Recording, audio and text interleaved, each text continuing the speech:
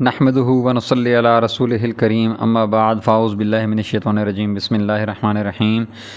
ناظرین کرام، شمائل ترمذی کے سبق نمبر 40 کے ساتھ ہم آپ کی خدمت میں حاضر ہیں۔ ہمارا آج کا سبق صفحہ نمبر 205 سے 208 تک ہے۔ اللہم صلی علی محمد النبی الامی وعلی آلہ وسلم تسلیما کثیرا کثیرا۔ بسم اللہ الرحمن الرحیم۔ باب حضور اکرم صلی اللہ علیہ وسلم کا کلام رات کو قصہ گوئی میں۔ فائدہ، یعنی حضور اکرم صلی اللہ علیہ وسلم نے جو قصے کہانی نقل فرمائے ہیں ان کا نمونہ دو حدیث مصنف نے اس میں ذکر فرمائی ہیں۔ حدیث نمبر 1۔ حدیث نمبر 1 کے ترجمہ کا مفہوم ہے، حضرت عائشہ صدیقہ رضی اللہ تعالی عنہ کہتی ہیں کہ ایک مرتبہ حضور اقدس صلی اللہ علیہ وسلم نے اپنے گھر والوں کو ایک قصہ سنایا۔ ایک عورت نے کہا، یہ قصہ حیرت اور تعجب میں بالکل خرافہ کے قصوں جیسا ہے۔ عرب میں خرافہ کے قصے ضرب المثل تھے۔ حضور اکرم صلی اللہ علیہ وسلم نے دریافت فرمایا کہ جانتی بھی ہو خرافہ کا اصل قصہ کیا تھا؟ خرافہ بنو عذرہ کا ایک شخص تھا جس کو جنات پکڑ کر لے گئے تھے۔ ایک عرصہ تک انہوں نے اس کو اپنے پاس رکھا، پھر لوگوں میں چھوڑ گئے۔ وہاں کے زمانے قیام کے عجائبات وہ لوگوں سے نقل کرتا تھا تو وہ متحیر ہوتے تھے۔ اس کے بعد سے لوگ ہر حیرت انگیز قصے کو حدیث خرافہ کہنے لگے۔ فائدہ، ممکن ہے کہ اس شخص کا نام کچھ اور ہو۔ اس کے قصوں کو لوگ جھوٹ اور من گھڑت سمجھتے تھے، اس لیے وہ شخص خرافہ سے مشہور ہو گیا۔ زمانہ جاہلیت میں جنات کا نہایت غلبہ اور زور تھا۔ وہ نہایت کثرت سے لوگوں کو ستاتے تھے، لے جاتے تھے، ان سے باتیں کرتے تھے، عورتوں سے صحبت کرتے تھے، جن کے واقعات مشہور ہیں۔ اسلام کے بعد ان کا زور گھٹ گیا، حتیٰ کہ بعض لوگ تو اس کے قائل ہو گئے کہ جنات کا وجود پہلے تھا، اب ہے ہی نہیں۔ لیکن یہ صحیح نہیں، البتہ یہ صحیح ہے کہ ان کا وہ زور نہیں رہا۔ چنانچہ حضور اکرم صلی اللہ علیہ وسلم کے اس عالم میں تشریف آوری کے وقت کے واقعات اور جنات کی حیرانی، پریشانی اور گریہ و نوحہ کے واقعات اس کے شاہد ہیں۔ بخاری شریف میں حضرت عمر رضی اللہ تعالیٰ عنہ نے ایک کاہن کی محبوبہ جنیہ کے حسرت بھرے اشعار اور جنات کی ذلت و نکبت کا حال ذکر کیا ہے۔ سیوطی نے خصائص کبریٰ میں بہت سے واقعات اس کے ذکر کیے ہیں۔ حدیث نمبر 2۔ حدیث نمبر 2 کے ترجمہ کا مفہوم ہے،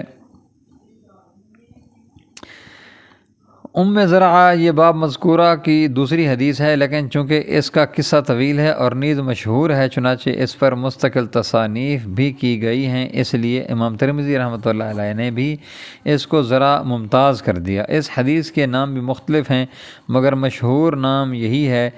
چونکہ قصہ طویل ہے اس لیے ہر عورت کا قصہ علیحدہ علیحدہ مع اس کے فائدے کے بیان کیا جاتا ہے۔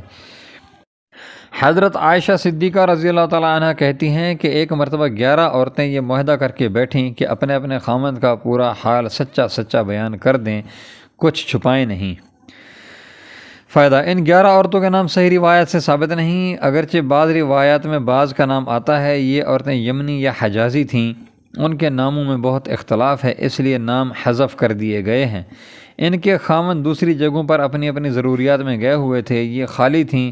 دل بہلانے کو باتیں شروع ہو گئیں اور یہ معاہدہ قرار پایا کہ ہر عورت اپنے خامند کا صحیح حال بیان کرے۔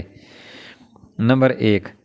ایک عورت ان میں سے بولی کہ میرا خامند ناکارہ دبلے اونٹ کے گوشت کی طرح ہے، گویا بالکل گوشت کا ایک ٹکڑا ہے جس کی زندگی باقی نہیں رہی، اور گوشت بھی اونٹ کا جو مرغوب بھی نہیں ہوتا، اور گوشت بھی سخت دشوار گزار پہاڑ کی چوٹی پر رکھا ہو کہ نہ پہاڑ کا راستہ سہل ہے جس کی وجہ سے وہاں چڑھنا ممکن ہو، اور نہ وہ گوشت ایسا ہے کہ اس کی وجہ سے 100 دقت اٹھا کر اس کے اتارنے کی کوشش ہی کی جائے، اس کو اختیار کیا ہی جائے۔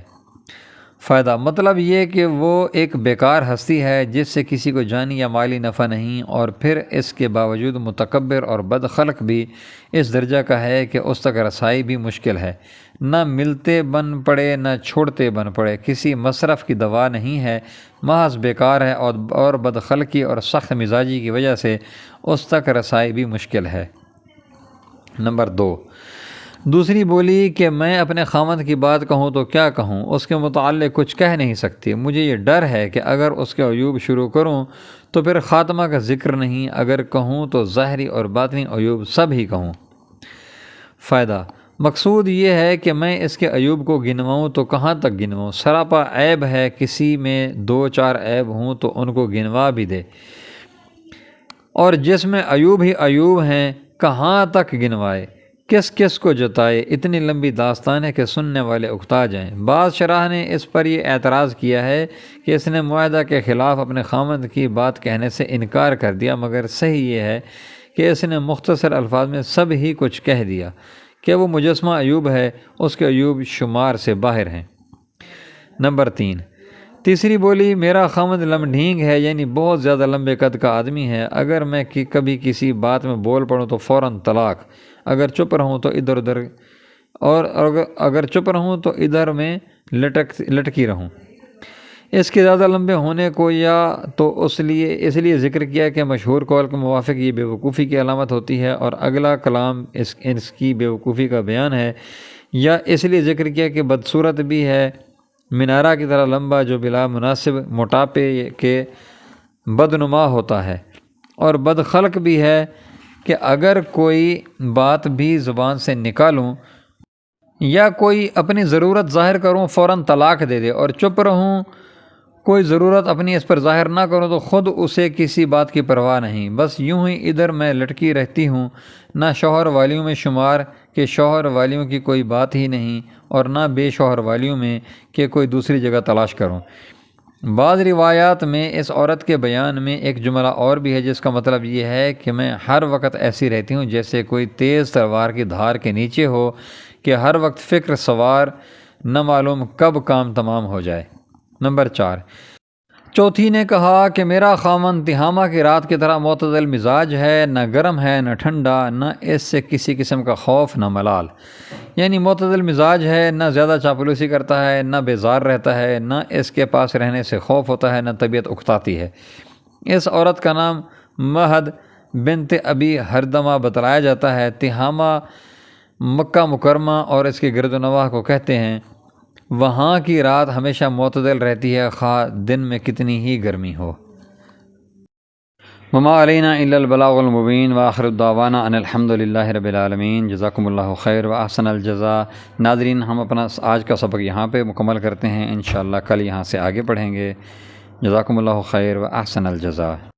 ناظرین کرام، اگر آپ نے ابھی تک ہمارے چینل کو سبسکرائب نہیں کیا تو برائے مہربانی ہمارے چینل کو سبسکرائب کریں، ہماری ویڈیوز کو لائک کریں اور دوستوں سے شیئر کریں۔ جزاکم اللہ خیر و احسن الجزاء۔